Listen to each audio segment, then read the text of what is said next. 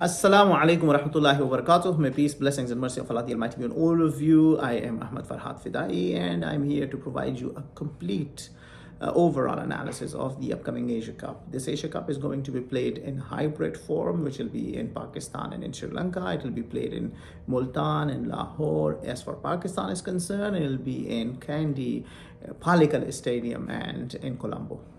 Okay, India is not going to play in Pakistan at all. So even when there is a Super 4 match that is between A1 and B2, you might well think that, okay, what if India is A1 and then has to play in Pakistan? No, that's not how they have done the classification of the teams. Pakistan is A1, India is A2. Sri Lanka is B1, Bangladesh is B2. Okay, now you'll have a question, what about Nepal and Afghanistan? If any of the teams get disqualified in the early stages, then the other teams, Pakistan, let's say if does not qualify, Nepal takes its position, then Nepal will be A1. If Bangladesh does not qualify, then Afghanistan will take its position and Afghanistan will be B2. So that's how this has been done. So which means that there will be no match for India in Pakistan. This is what India had put forth as one of the conditions to participate in the Asia Cup. Now, talking about the teams, there are a total of 6 teams in this Asia Cup. They have been divided into 2 teams of India, Pakistan, Nepal, and Afghanistan, Bangladesh, and Sri Lanka. All right, about Pakistan, India, and Nepal. Nepal is making their debut. They have not played in the Asia Cup before this. They were able to qualify after beating UAE. So they'll be super excited because in their first match on the 30th of August, when they are going to play the ICC #1 ranking team Pakistan in the host of this Asia Cup, it is going to be the first time in any formats that Nepal meets Pakistan. So meeting a team for the first time, it's not easy. There will be pressure, and absolutely there is always a lot of expectation as far as the fans are concerned. So it's not going to be easy for Nepal. Overall, they are in the group with India and Pakistan, so they are not in any easy group. Not to say that the group with the Bangladesh or Sri Lanka could have been easier at all, but then again, it's going to be a tough ask. Pakistan's bowler are really tough to play. Haris Rauf comes with pace, so he attacks you with pace. He'll hit you at 150 clicks. It's not easy to face.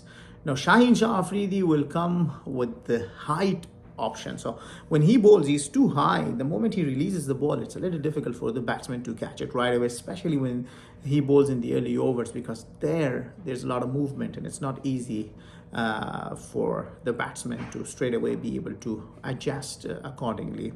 Naseem Shah has been spot on. He's been bowling proper line and length, and he's not been giving enough. He doesn't give any room to the batters. So all in all, this will put a lot of pressure on Nepal. But Nepal has got a good spin bowler who plays across the world, Sandeep Lamichhane. He's one of the recognized leg spinners, so he could possibly create some troubles. But then Pakistan has, based on the recommendation, maybe, I won't say, but Ramiz Raja was all praises for Saud Shakil in their third ODI against Afghanistan, and right away Pakistan Cricket Board announced that they have added Saud Shakil into the Asian squad, into the Asia Cup squad, but before that he was not part of the Asia Cup squad. So Saud Shakil has been one of the promising prospects for Pakistan. Pakistan's top order is absolutely in good form. Fakhar Zaman, well, he's got his own style of play. You might not see a lot of footwork from him, but he's one of the attacking batsmen. But Imam is really focused player. He's got great footwork, and the good thing about Imam is that he watches the ball till the end and he doesn't give away much. So that will be a tough thing. So that has brought us to a somewhat analysis of both the teams. Talking about India has been only struggling with the number 4, which they have considered Surya Kumar Yadav for, Shreyas Iyer, and Tilak Verma. Now, Tilak Verma gives you an extra edge because he can bowl as well, but then you cannot rule out Surya Kumar Yadav or Shreyas Iyer as well. So they're still struggling with the number 4, but then take nothing away from their top order batting lineup that has the name Virat Kohli. That guy is a run machine, and he's always been one of the best India has got in the recent day and age. Down in the order, Jasprit Bumrah is back.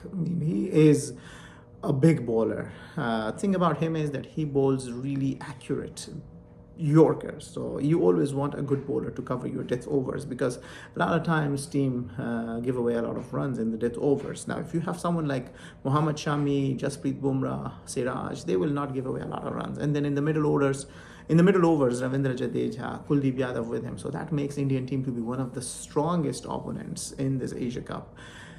Moving on, Sri Lanka unfortunately has been suffering some injuries. Hasaranga is not going to play in the early part of the tournament. Maybe he might not even play till the end of this tournament, because they will want to keep him safe for the Cricket World Cup 2023, because that is a mega event coming up. They're also missing the services of 3 pacers at least, including Lahiro Kumara. He was one of the fastest. And Chamira is one of their best bowlers. So that will put their bowling lineup a little bit on the back foot. Their batting has been a strength. Dhananjaya De Silva, who can bowl and bat, he's been one of the reliable batsmen on their side. And at the same time, Lanka, I mean, how can you forget the man who chased down 315 or 13 against Afghanistan when Ibrahim Zadran had put his career highest 162 not out in that match, and Lanka stood there and chased the game away. So Sri Lanka has got that adaptability thing and the skill set, plus some matches are going to be played in Sri Lanka, so they will have the home advantage. But the fact that some of their players are missing might just come hurting. Same thing is for Bangladesh. Bangladesh is not going to have the services of Tamim Iqbal, who during the series against Afghanistan announced his resignation. Later he said he will come back, but he's not been in the Asia Cup. And they have a new captain, Shakib Al Hasan. Shakib Al Hasan is one of the greatest all-rounders you can see, and he's one of the good players of the one-day matches. Like you'll see Cricket World Cup 2019, where Shakib Al Hasan was like the best all-rounder of that tournament. Like he was taking wickets and he was scoring a lot of runs.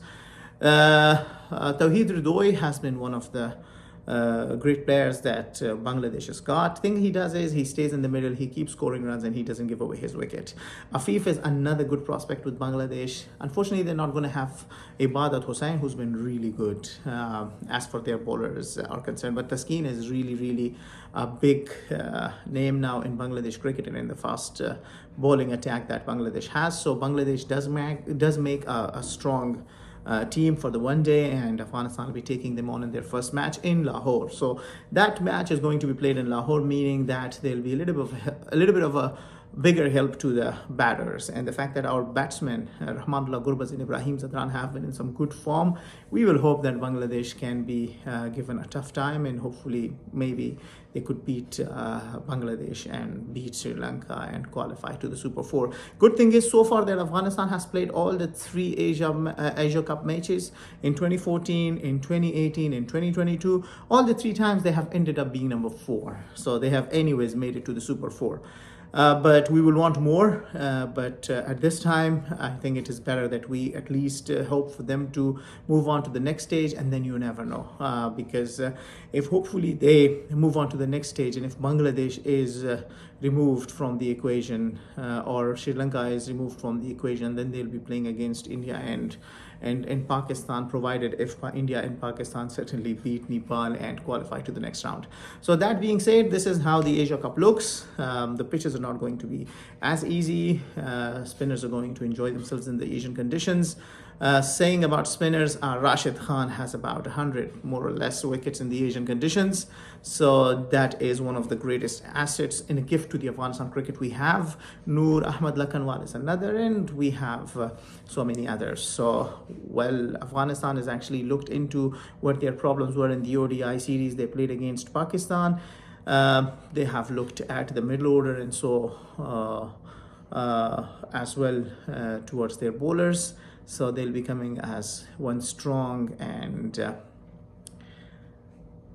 committed team with the conviction to win the Asia Cup matches and hopefully even win the Asia Cup. So all the best, Afghanistan, and enjoy the Asia Cup, everyone. Thank you very much for being with me. Assalamu alaikum.